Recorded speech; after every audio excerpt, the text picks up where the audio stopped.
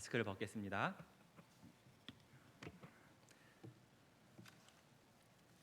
오늘은 나는 형통한 사람인가 라는 제목으로 함께 말씀을 나누도록 하겠습니다. 신자이든 비신자이든 모든 사람들이 듣고 싶어하는 단어 중 하나가 만사형통입니다.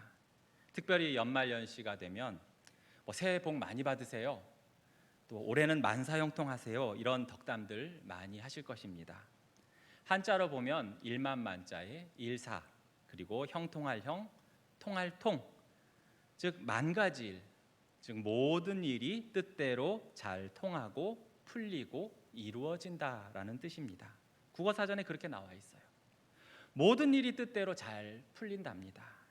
그런 의미에서 우리 성도님들의 개개인과 가정, 또 사업장, 자녀 모두에게 만사 형통의 복이 임하시기를 축복합니다.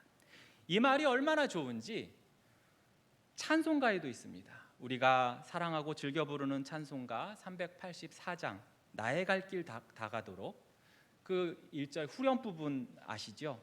무슨 일을 만나든지 만사형통하리라. 무슨 일을 만나든지 만사형통하리라. 요즘 같은 세상에 만사형통하다면 얼마나 좋을까요? 그런데 여러분은 어떤 사람을 볼 때 야, 저 사람은 참 만사형통한 사람이구나, 저 사람은 참 만사형통한 삶을 살고 있구나 라고 말씀하실 것 같으십니까? 조그맣게 사업을 하시는 한 여성분이 계셨어요. 불경기로 인해서 남들은 다 회사가 어렵고 가게 문을 폐업한다고 하는데 이분은 평소 인터넷 쇼핑몰에 주력해 와서 오히려 매출이 늘었다는 것입니다. 이분의 남편이 건강검진을 받으러 갔는데 마침 그때 대장에 아주 작은 종양이 발견되어 바로 떼어냈다는 거예요. 아들이 대출을 받아서 집을 샀는데 세상에 1년도 안 돼서 2억이 올랐답니다.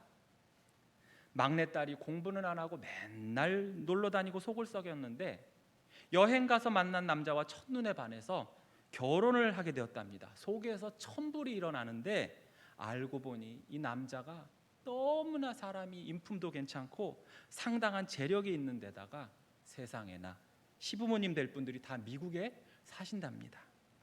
사람들은 말하겠죠. 야, 그 여자분 아주 만사형통이구만. 그렇다면 만사형통이 있다면 반대로 만사불통도 있겠지요. 오늘 저는 여러분께 아무리 봐도 만사불통인 한 남자를 소개하고자 합니다. 그의 인생을 아주 간략하게 요약해 보겠습니다. 그는 아버지의 편애로 인해서 그리고 자신이 간밤에 꾼 꿈을 주책맞게 형들에게 이야기하다가 그만 형들에게 아주 온팡지게 미움을 받게 되었습니다. 형들이 얼마나 얄미워했고 질투가 났으면 그를 죽이려고까지 했고 결국 10대의 어린 나이에 형들에 의해서 외국의 노예로 팔려갔습니다. 거기서 나름 적응하며 사나 싶었는데 이번엔 성폭행 미수범이라는 오해와 모함으로 인해서 억울하게 감옥에 갇히고 말았습니다. 그 안에서도 나름 인정받고 또 간수장이 신임하여서 감옥의 모든 일을 담당하게 되었죠. 얼마 후 바로의 신하의 꿈을 풀이해 주었고 그가 풀려나갈 때 자신을 좀 기억해 달라고, 그래서 꼭 풀려날 수 있게 힘 좀 써달라고 말을 했지만 그 신하는 대부분의 사람들이 그러하듯 자기를 도와준 이 남자를 잊어버리고 맙니다. 이 남자는 누굴까요? 네, 요셉입니다. 사람들, 특히 우리나라 성도님들은 요셉을 참 좋아합니다. 그는 참으로 입지전적인 인물입니다. 삶이 아주 드라마틱해요. 갖은 고생을 하다가 결국에는 한 나라의 국무총리가 되었습니다. 요즘으로 말한다면 아주 가난한 시골 아이가 열심히 공부하고 노력해서 착하게 살다가 결국에는 UN 사무총장이 되었다, 미국 백악관에 입성했다, 헌법재판소장이 되었다, 이런 스토리, 바로 누구나 좋아하는 성공 스토리, 개천에서 용난 이야기죠. 그래서 내 자녀도 그렇게 성공했으면 합니다. 그래서인지 기독교 가정에서 태어난 남자아이들 이름 중 요셉이, 다니엘 등의 이름이 많습니다. 요셉과 다니엘이라는 이름이 인기 있는 이유 중 하나가 그들이 나중에 총리와 같이 높은 지위를 얻고 풍요로운 인생을 살았다는 것도 한 몫을 차지하는 것 같습니다.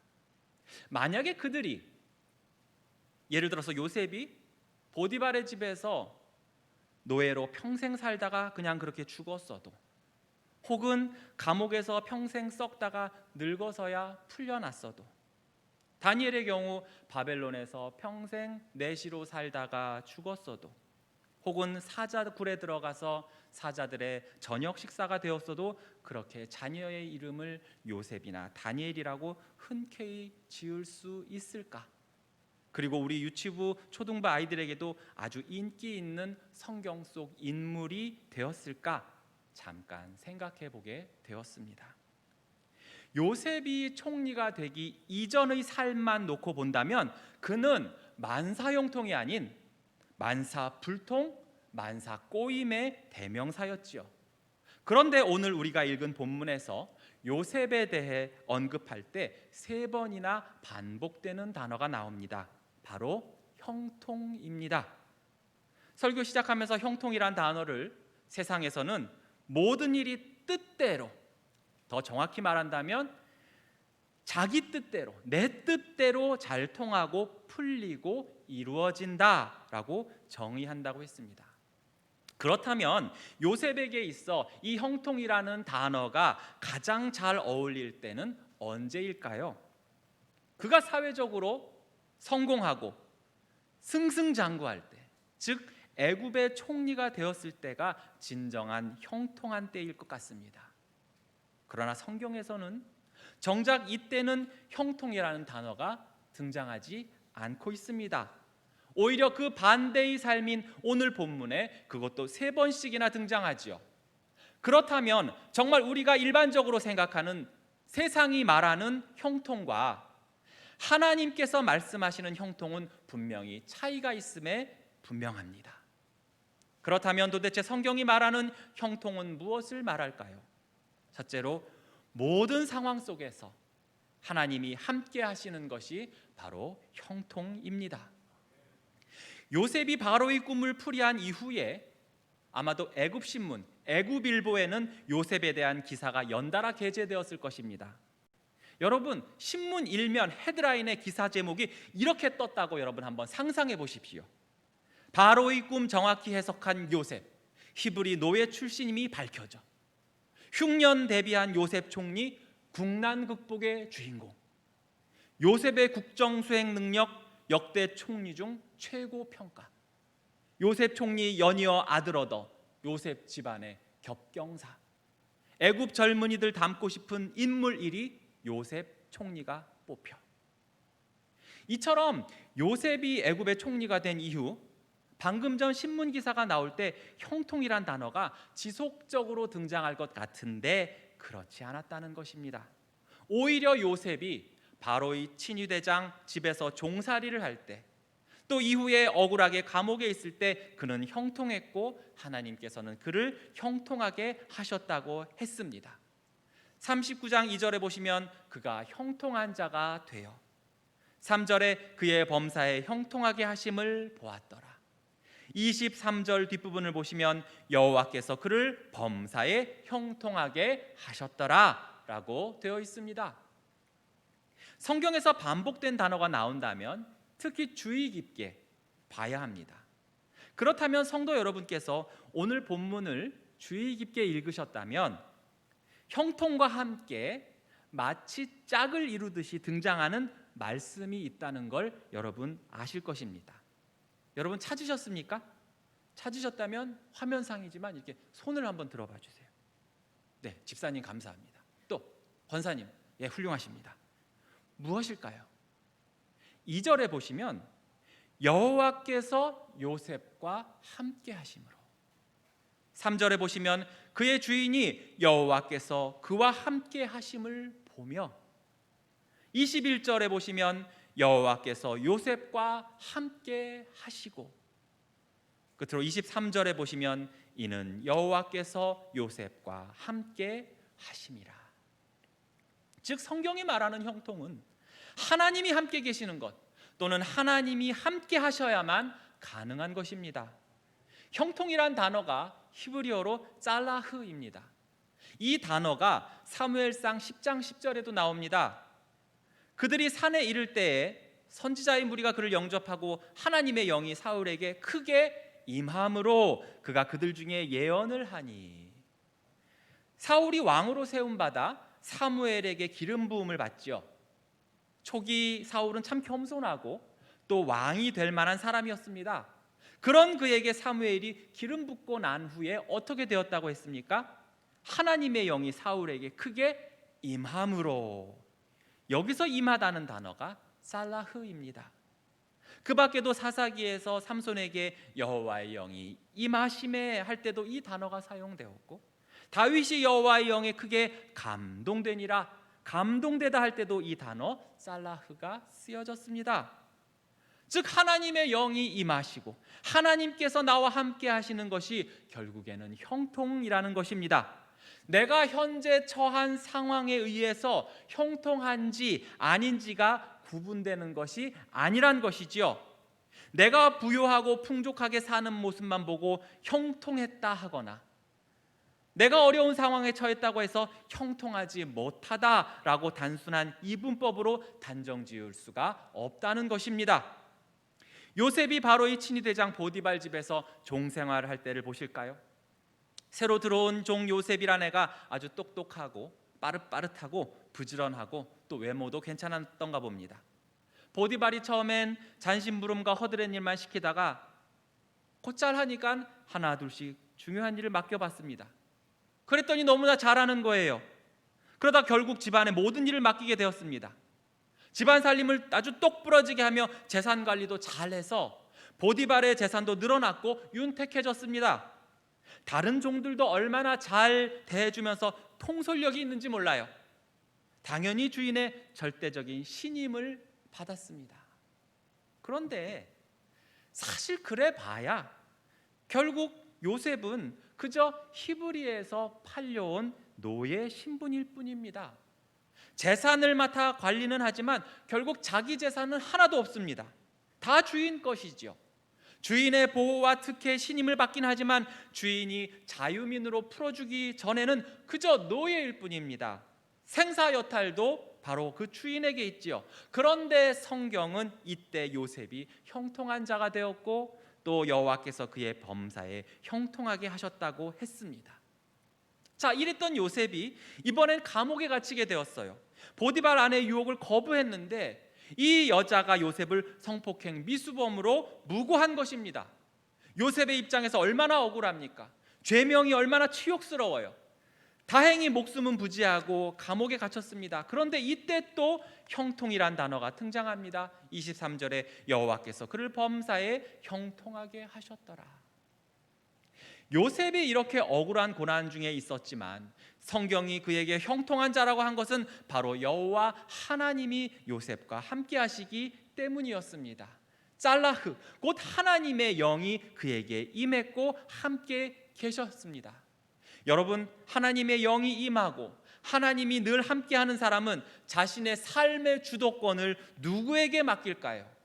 그렇습니다. 하나님께 맡깁니다. 하나님의 인도하심대로 살아갑니다. 요셉은 비록 어려운 환경 속에서도 그러한 삶을 살았다는 것이지요. 하나님께서 요셉과 함께 하시고 그래서 하나님의 인도하심대로 요셉은 묵묵히 따를 뿐이었습니다. 오직 그는 하나님이 그와 함께 하시면서 그를 이끄시는 대로 보디발의 집이든 감옥 안이든 그렇게 하루하루를 최선을 다해 살아가면서 하나님께 모든 것을 맡긴 것입니다. 우리말로는 신천홍이라고 하고 영어로는 알바트로스라는 새가 있습니다. 그 새는 엄청나게 큽니다. 한 번 날면 며칠을 지상에 착륙을 하지 않습니다. 날개짓도 이륙할 때 잠깐 하고 그 외에는 거의 안 합니다. 반면에 참새나 벌새는 얼마나 날개를 퍼덕이는지 모릅니다. 1초에 수십 번, 수백 번을 한다고 합니다. 그러나 신천홍은 이 참새나 벌새와는 비교할 수 없을 만큼 멀리 그리고 높이 날지요. 그 이유는 바람에 몸을 맡기기 때문입니다. 요셉의 형통함은 바로 그것이었습니다. 함께 하시는 하나님을 의지하고 그 하나님의 이끄심대로 사는 자였기 때문입니다. 그것이 바로 형통한 자의 삶이라는 것이죠. 나의 현재의 상황만 보고 형통하고 형통하지 않은 것이 아니라 나의 삶이 나와 함께 하시는 그 하나님께 온전히 붙잡힌 바 되고 그 하나님의 인도하심대로 이끄심대로 순종하는 삶이 형통의 삶인 줄로 믿습니다. 그런데 그 하나님께서 이 땅에 오셨고 우리와 영원히 함께 계시는 놀라운 사건이 일어났습니다. 마태복음 1장 23절에 보라 처녀가 잉태하여 아들을 낳을 것이요 그 이름은 임마누엘이라 하리라 하셨으니 이를 번역한즉 하나님이 우리와 함께 계시다 함이라. 아멘. 예수님의 이름이 임마누엘이고 그 뜻은 하나님께서 우리와 함께 계신다는 겁니다. 예수님이 이 땅에 오실 때도 우리와 함께 계시겠다고 했는데 승천하시기 전 마태복음 28장 20절에서 이렇게 말씀하신 바 있습니다. 내가 너희에게 분부한 모든 것을 가르쳐 지키게 하라. 볼지어다 내가 세상 끝날까지 너희와 항상 함께 있으리라 하시니라. 아멘. 그리고 이 말씀이 사도행전 1장 8절을 통해 이루어졌죠. 오직 성령이 너희에게 임하시면 임하다라는 단어가 나옵니다. 사랑하는 성도 여러분, 형통한 삶을 원하십니까? 하나님께서 우리에게 원하시는 형통의 삶은 세상 것과는 다릅니다. 물론 축복의 결과로 물질의 풍요나 건강이나 사회적 높은 지위 등을 누릴 수 있습니다. 그러나 그러한 결과만이 형통의 절대적인 시금석이 아니란 것입니다. 행여나 그것을 내 인생 최대의 최후의 목적으로 삼고 그것에 함몰되어서 하나님을 멀리하고 그러한 결과에만 빠지고 그것이 나의 우상이 된다면 그것은 결코 형통이 아닌 재앙이 될 것입니다. 시편 기자는 시편 84편 10절에서 주의 궁정에 서이 한 날이 다른 곳에서의 첫날보다 나은즉 악인의 장막에서 사는 것보다 내 하나님 성전 문지기로 있는 것이 좋사오니 라고 노래를 했었고, 아굴은 잠언 30장에서 자신의 배가 불러서 즉 풍요롭고 세상적으로 성공해서 하나님을 모른다고 할까봐 여호와가 누구냐 할까 두려워서 자신을 부하지 말게 해달라고 고백을 합니다.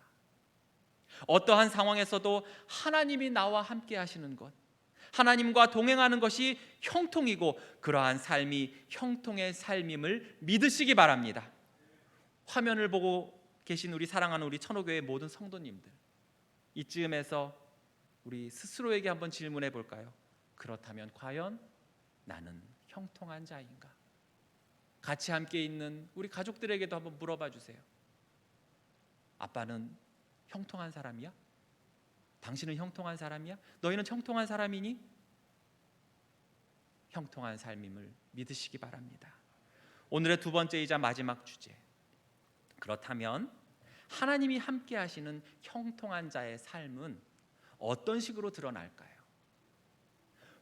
모든 사람, 그것도 불신자들에게도 축복의 통로의 역할을 한다는 것입니다. 여러분, 요셉이 혼자서만 하나님이 나와 함께 하시는구나 라고 알았다고 했습니까? 그렇지 않습니다. 성경은 요셉의 주변 사람들도 그것을 알고 보았다고 했습니다. 그런데 그 주변 사람들이 요셉처럼 여호와 하나님을 섬기는 자들이었습니까? 그렇지 않습니다. 요셉은 노예로 팔려와서 3명의 주인을 섬겼지요.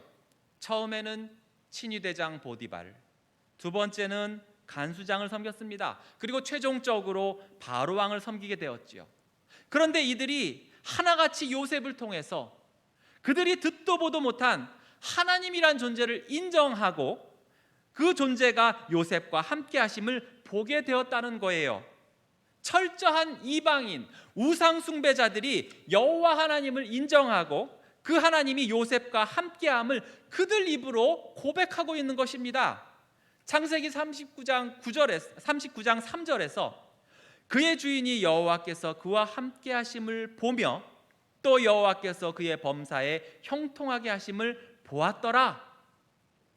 나중에 요셉이 바로의 꿈을 해석했을 때 바로의 입에서 어떠한 고백이 나왔는지 볼까요? 창세기 41장 38절 39절입니다. 우리 함께 읽어보겠습니다. 시작. 바로가 그의 신하들에게 이르되 이와 같이 하나님의 영에 감동된 사람을 우리가 어찌 찾을 수 있으리요 하고 요셉에게 이르되 하나님이 이 모든 것을 내게 보이셨으니 너와 같이 명철하고 지혜 있는 자가 없도다. 여러분, 이 말은 이스라엘 왕이나 어느 선지자가 한 이야기가 아닙니다. 애굽 왕 바로가 한 말입니다.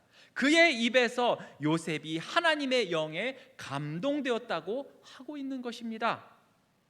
여러분, 이들은 요셉의 어떤 모습을 통해서 그가 하나님이 함께하는 사람이라는 것을 느꼈을까요? 그의 어떠한 삶을 통해 하나님의 영에 감동된 사람이라는 것을 그들이 깨달았을까요? 창세기 39장 5절에 그가 요셉에게 자기의 집과 그의 모든 소유물을 주관하게 한 때부터 여호와께서 요셉을 위하여 그 애굽 사람의 집에 복을 내리심으로 여호와의 복이 그의 집과 밭에 있는 모든 소유에 미친지라. 요셉은 보디발의 집에 축복의 통로가 되었다는 겁니다. 복덩이가 되었다는 겁니다. 일반적으로 외국에서 잡혀온 어린 노예라면은 겁에 질려서 아주 소극적으로 살거나 혹은 반대로 분노와 자포자기로 거칠게 행동했을 수도 있습니다.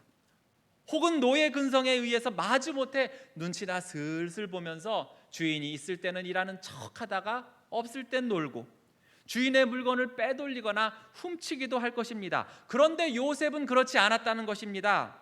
이상하게 요셉에게만 뭔가를 맡기면 원만하게 잘 해결돼요. 종들끼리 다퉈도 요셉을 보내면 잘 화해하고 화목해지는 것입니다. 전에는 재산이 점점 새 나가는 것 같았는데 요셉이 가정 총무가 되고 나서는 입출금이 딱딱 맞아요. 예전에는 몇 달간 출장이라도 갈 때면 마음이 불안했는데 요셉이 집안 살림을 맡고부터는 이제는 마음 놓고 어디든지 다닐 수가 있었습니다. 어떻게 노예가 저럴 수 있지? 게다가 형들에게서 팔려왔다는데 어떻게 저렇게 분노로 자신을 불태우는 것이 아니라 다른 사람들, 게다가 보디발 나 자신에게까지 이렇게 평안을 줄 수가 있을까? 보디발은 요셉을 주목했던 것입니다. 그랬더니 요셉은 자신이 고향에서부터 섬기던 그 여호와 하나님을 잊지 않고 여전히 섬기더라는 것이지요. 평소의 그의 기도의 모습에서, 평소의 언행에서 나왔다는 거예요. 그 증거가 창세기 39장 9절에 나옵니다. 보디발이 없을 때 보디발의 아내가 요셉에게 동침하자고 유혹할 때 요셉이 무엇이라고 말합니까? 이 집에는 나보다 큰 이가 없으며 주인이 아무것도 내게 금하지 아니하였어도 금한 것은 당신뿐이니 당신은 그의 아내임이라. 그런즉 내가 어찌 이 큰 악을 행하여 하나님께 죄를 지으리까? 이방인의 땅, 우상의 땅에서 요셉은 보디발의 아내와 자기 둘 외에는 아무도 없는 그곳에서 누구를 두려워하고 있습니까? 하나님을 두려워하고 있습니다. 이 두려움을 경외라고 하지요.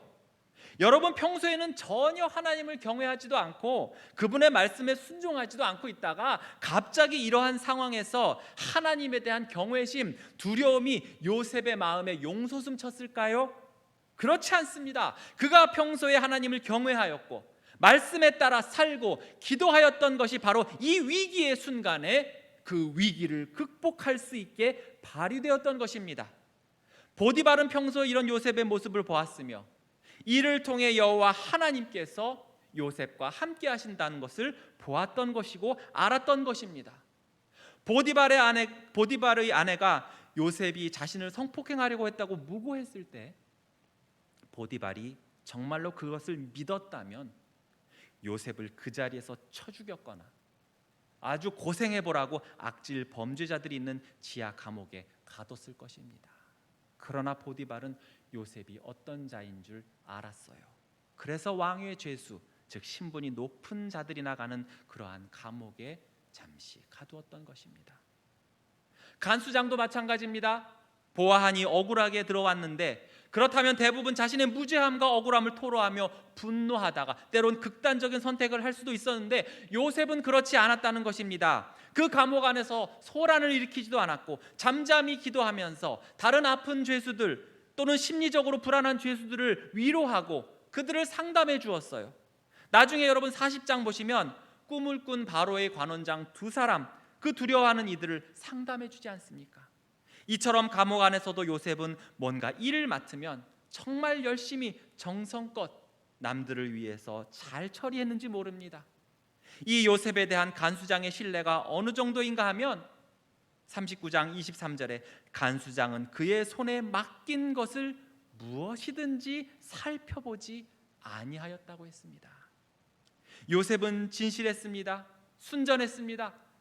그 안에서도 그는 복의 통로였고 복덩이였습니다. 그의 언행에 하나님을 경외하는 모습이 빠지질 않았어요.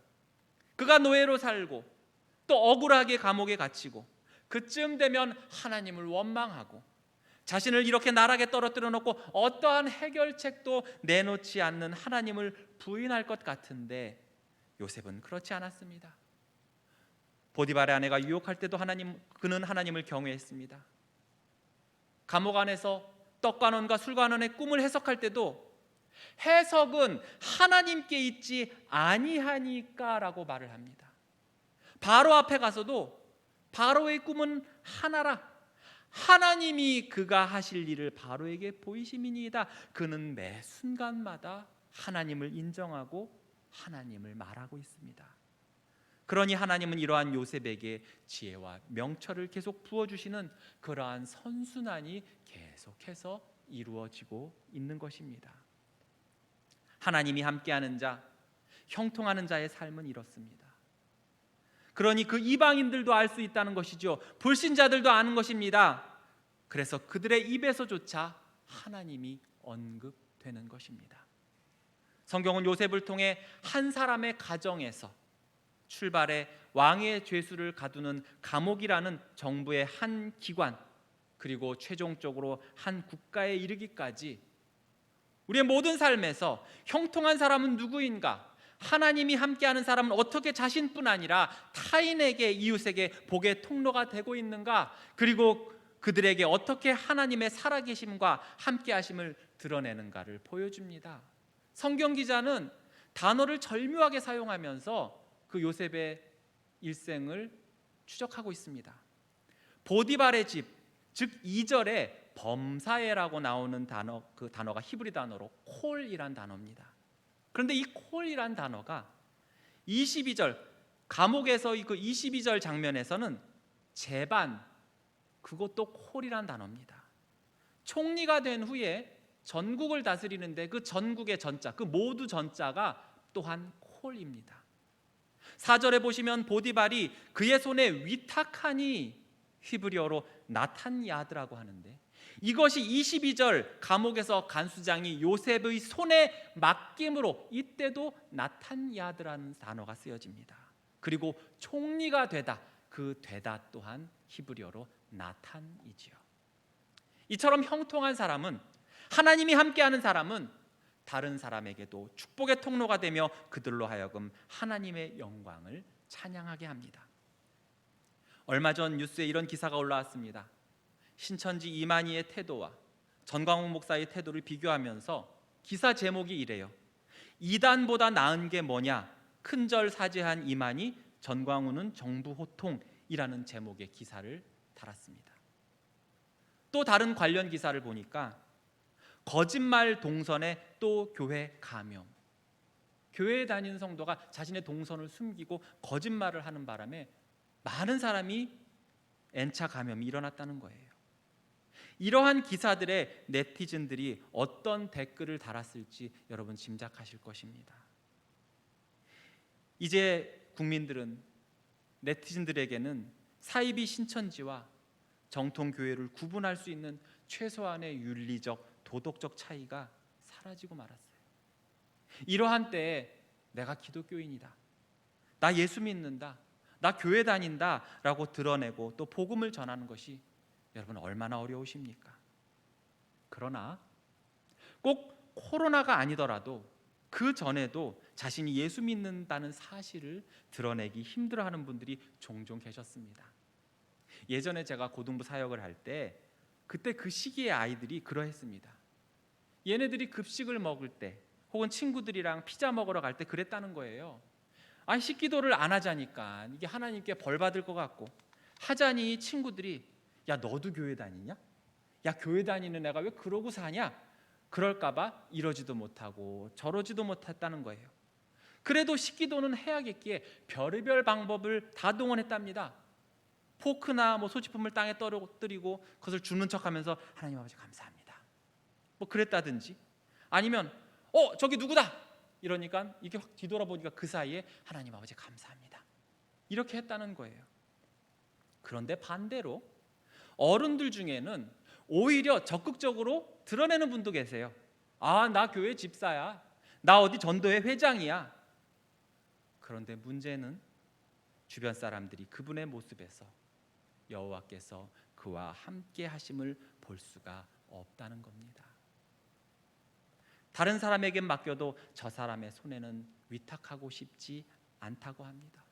그의 손에 맡긴 것은 무엇이든지 일일이 살펴보지 않으면 나중에 큰일 난다고 생각해요. 참 인색하고 이기적인 모습을 보이기도 합니다. 팀원끼리 희생하거나 협조가 안 돼요. 평소에도 칼퇴근하는데 어느 날 모두가 다 같이 야근을 하는데 나 오늘 부흥회 있어. 나 집사거든. 그래서 가봐야 돼. 이럽니다. 불교 신자인 대리는 회식 후 술 취한 후배들을 일일이 택시 태워서 보내면서 챙기는데 자기는 교회 다닌다고 술 먹는 것들 다 사단막이라고 먼저 휙 가버립니다. 불신자들이 볼 때 누가 하나님이 함께하는 자, 형통하는 자로 볼까요? 전에 섬기던 교회에 한 여집사님이 계셨습니다. 남편도 일찍 돌아가시고 홀로 두 아들을 어렵게 키우시던 분이셨지요. 이분은 순장이셨는데 음식 솜씨가 아주 좋으셔서 주변에 아프거나 어려운 상황이 있는 교인만 보면 그 마음에 긍휼한 마음이 아주 불일 듯 일어나서 유부초밥이나 물김치, 밑반찬 등을 해다 주셨습니다. 제가 담당한 교구라 저도 여러 번 얻어먹었지요. 물론 본인이 그것을 감당할 만큼 넉넉한 형편이나 시간적 여유가 있던 분도 아닙니다. 그러던 어느 날 이 집사님이 옷이 오르게 됐어요. 그 옷다 갈 때 그 옷 말입니다. 그래서 병원에 입원했는데 사랑방 식구들과 함께 병문안을 가서 신방을 하고 갔다 온 지 얼마 안 돼서 이 집사님께서 잘 퇴원했다고 하면서 병원에서 있었던 이야기를 해주신 것입니다. 같은 병실에 어느 여자분이 한 분 계셨는데 가족들도 면회를 안 온답니다. 입원 기간 동안 아무도 면회를 안 오더래요. 그러면서 이 집사님을 부러워하더랍니다. 가족도 아닌데 교회에서 계속 면회도 오고 신방을 오니까요. 그런데 이 집사님이 거기서 그 환자를 보고서 또 긍휼함이 발동한 거예요. 그 여자 환자의 깊은 마음의 상처를 들어주고 그의 인생을 들어주고 기도해 줬다고 합니다. 식사 때면 밥도 같이 먹고 자기 집에서 가져온 반찬도 나눠 먹으며 퇴원하면 꼭 전화하라고 전화번호도 쪽지에 적어서 그 환자복 주머니에 넣어줬답니다. 이 집사님이 퇴원하고 나서 그제서야 이 환자분이 정신을 차리고 전화번호 쪽지를 찾았더니 없는 거예요. 대성통곡하고 울고불고 어찌어찌 하다가 뭐 원무과에 연락을 했던지 어떻게 했던지 알아내고 그리고 자기 집에 와줄 수 없냐고 했다는 거예요. 그러면서 집사님은 저보고 목사님 같이 가서 기도해 주세요. 이왕이면 복음도 전하고 영접 기도도 하면 얼마나 좋을까요? 그래서 저는 그 집사님과 함께 그 여자분 댁에 갔습니다. 어김없이 우리 집사님 손에는 물김치와 각종 반찬이 들려 있었습니다. 집에 들어갔는데 개들이 먼저 맞이합니다. 신장 투석을 해야 하는 그 환자분의 어두운 얼굴을 대하니 막막하더라고요. 자리에 앉아서 복음을 제시하고 영접 기도를 하고 셋이 손잡고 기도하는데 이분이 펑펑 우십니다. 끝나고 이분이 좀 평정심을 찾더니 갑자기 주방에 가시는 거예요. 뭔가 달그락달그락 소리가 나서 음료수를 대접하려나 보다 해서 봤더니 그 안에 뭐 산신령, 뭐 이게 귀신 그림 같은 게는 그 무속적인 그림이 있는 그런 정한수, 도자기로 된 정한수 그릇과 촛대를 비닐에 싸는 거예요. 자기가 입원 전에 몇 년 동안 매일 거기에 물을 담아서 아침 저녁으로 빌고 필었는데 입원 후 와보니 정한수 그릇에 물이 바싹 말라 있더라는 것입니다. 마치 그 모습이 텅 빈 메마른 자신의 모습과 같았다고 해요. 가장 생각나던 사람이 바로 이 병원에서 생면부지의 자신을 불쌍히 여기며 도와주고 밥도 같이 먹여주고 기도해주고 전화번호를 주던 이 집사님이었다는 것입니다. 보디발처럼, 간수장처럼, 애구방 바로처럼 하나님이 도대체 누군지, 예수님이 누군지 모르겠지만 어쨌든 이 집사님의 모습에서 하나님이 이 집사님과 함께 있다는 것을 알겠다는 거예요. 그래서 자신도 그러한 하나님을 믿겠다고, 아직은 차마 그 정한수 그릇과 촛대를 스스로 버릴 용기가 없으니 저에게 대신 버려달라고 부탁을 한 거예요. 제가 어떻게 했을까요? 나도 찝찝해요. 부정 타면 어떡해요? 라고 하지 않았습니다. 흔쾌히 웃으면서 네, 제가 확실히 버려다 드릴게요. 그러니 성도님도 마음에서 확실히 그 모든 것을 버리시기 바랍니다 하고 그것을 들고 교회에 와서 깨끗이 버렸습니다. 여러분, 이 집사님 형통한 분인가요? 사랑하는 성도 여러분, 코로나 확산과 일부 교회들의 비상식적인 대처로 인해서 복음을 전파하고 내가 예수쟁이라는 것을, 내가 하나님을 섬기고 교회에서 예배를 드린다는 것을 드러내기 참 어려운 시대에 우리는 살고 있습니다. 그러나 그것이 꼭 코로나 때문이었을까요? 그 이전부터 내 스스로가 하나님을 드러내기 어려운 삶, 하나님의 영광을 가리는 삶을 살았던 것은 아닐까요? 세상의 똑같은 조건과 기준의 형통을 추구하면서 오히려 예수 믿는 것들이 더해 라는 말을 듣지는 않았던가요? 하나님이 함께 하시는 것이 형통인데 하나님이 안 계셔도 잘 되고 편안하고 안락한 것이 형통이라고 착각하지는 않았습니까? 진정한 형통은 무엇입니까? 하나님이 함께 하는 것입니다. 비록 고단하고 힘겨운 삶이라도 하나님이 함께 하심으로 그분의 인도하심을 받고 그분의 말씀에 순종하고 그분을 경외하는 삶, 그렇게 하루하루를 묵묵히 살아가는 것이 바로 형통의 삶인 것입니다. 그리고 형통의 삶은 하나님을 모르는 자들에게 축복의 통로가 되어서 불신자들에게도 하나님의 살아계심을 나타내고 우리들을 통해 하나님이 우리와 함께 하심을 보고 느끼게 되었다고 그들 입으로 고백하게 하는 것이 바로 형통한 자의 삶인 것입니다. 서두에 만사형통하리라 384장 찬송가를 소개했었습니다. 그런데 그 만사형통의 근거가 무엇으로 나옵니까? 맨 앞에 나와 있어요. 나의 갈 길 다 가도록 누가 인도하시니? 예수 인도하시니. 요셉이 보디발과 간수장에게 은혜를 받았던 것처럼 어떤 어려운 일을 당한 때도 그의 족한 은혜를 주시네. 그러면서 찬송가 3절의 마지막 절은 이렇게 끝납니다. 영영 부를 나의 찬송 예수 인도하셨네.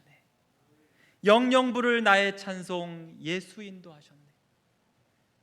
모든 것이 어려운 상황 속에서 하나님이 늘 함께 하신다는 그 믿음을 가지고 사시는 형통한 성도님들 되시기를 축복합니다. 우리의 형통의 삶이 또한 우리보다 더 고통받고 연약한 자들에게 축복의 통로가 되길, 그래서 그들의 입에서 하나님을 찬양하는 역사가 일어나길, 그러한 한 주간의 삶이 되시기를 주님의 이름으로 축원합니다. 나는 형통한 사람인가? 네, 주님, 그렇습니다. 나는 형통한 사람입니다. 주님이 나와 함께 계셔서 나는 형통한 사람입니다. 고백하실 수 있기를 축복합니다. 기도하겠습니다.